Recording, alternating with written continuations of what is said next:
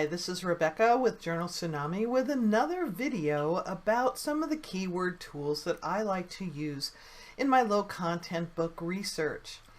It's important to know that you don't use just one tool and think that you have it all. Usually, most people who are doing any kind of research online for search engine optimization, for Amazon, for websites, for blogging, any of those things, will use a wide variety of tools. Each one has a different sort of trajectory that it will take you in. When I'm beginning to do some research, sometimes you need to get some seed keyword ideas, and Amazon is a great place, of course, to start since you're going to be selling your books on Amazon itself. But one of the great keyword tools that I like to use is called Answer the Public. So you go to Google, type in Answer the Public, you'll click on that first search return, and it should take you to a page that looks like this with this weird, strange man that stands there rolling his eyes at you. You can get a why, and then he stares at you, and so he's encouraging you to type something in. So in this box right here, you're going to type in whatever your search term is. In this particular case, I'm going to type in planners for, and then you click on Get Answers. It can take a couple of seconds to get a return, so I just already opened the page where I have the return. If you want to do a new search, you'd go up here and start a new search. Just click on that. But what this is good for is you'll see that it has questions, prepositions, comparisons, a huge list of alphabeticals, and then related words. And the other wonderful thing is that you can download the CSV for this. You also, if you have keywords everywhere, which is another tool that I mentioned, you can add the keywords that are on these pages into keywords everywhere to also get some search results. I won't do that at this time, but it's fun for you to play with any of the searches that you do to see what your keywords would be when it returns, to see what phrases actually are worthwhile exploring. So you first get on and scroll down, and you'll see it goes in order as you scroll down the page. So actually, if I click on that, it'll take me straight down to preposition. If I click on alphabeticals, it'll take me straight down to alphabeticals. So this is sort of your navigation right here. And I can go with visualization, or I can just go straight with data, depending on how you like to visualize things. The nice thing with the data profile is that I do get my keywords everywhere information that tells me if there's Google search results for those terms. And it's always surprising to me what terms one would think would have some search results, but actually don't. And where to buy planners for school. That has very low search results. Maybe because of the time of year it is, it's hard to say. But I do like looking at it from the data point of view, but if you want to see it from visualization, you certainly can. But let's take a look from the data point of view.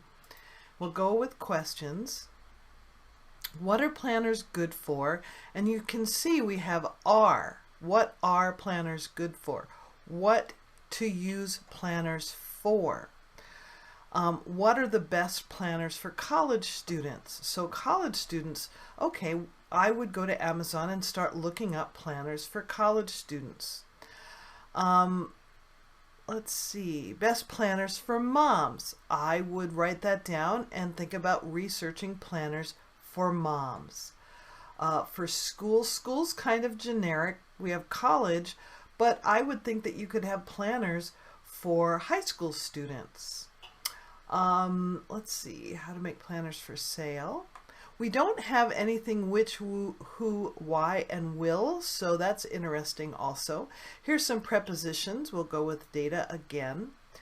Planners can do, and so that might be something I would start searching for a little bit more. Planners can do what? Research. Planners can do, so it's a seed keyword for me to think about.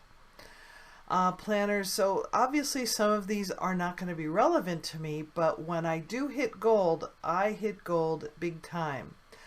Best planners for to-do lists. So that's a great one to research on Amazon. Planners for back to school. To-do list is a big one. Planners for adults with ADHD. So that's a great one. I would go to Amazon and look for planners for, and then start looking down that list. Planners for students with ADHD, planners for college students with ADHD. They have actually some fairly decent search results. Planners without spirals, planners without dates, planners without borders. I'm not quite sure what that means. Is that images that go all the way to the edges? Planners without lines. So is that a dot planner? So again, well worth researching, but also notice these have 0 Google search results. So that's something to consider as well. But planners without dates, so an undated planner, instead of calling your planner undated planner, perhaps planner without dates is another term that you want to have in your back-end keywords if you're making undated planners. Here's my comparisons. Again, we'll click on data so that we can get our keywords everywhere results. We have homework planners, planners for 28 and 2019. Obviously that's past. For work and personal, for work and school, jobs for planners and organizers, careers for planners. So these are probably more event planners they're talking about. Planners for work and home, for moms and business owners, moms and professionals. How about moms that are professionals? Wedding planners. I don't know what Virat and Anushka are. Maybe they're people. Best planners for college and work. So again, I am hitting the mother lode in terms of great research ideas. So you never need to be without ideas. This is for people that are always asking me, where do you get your ideas from?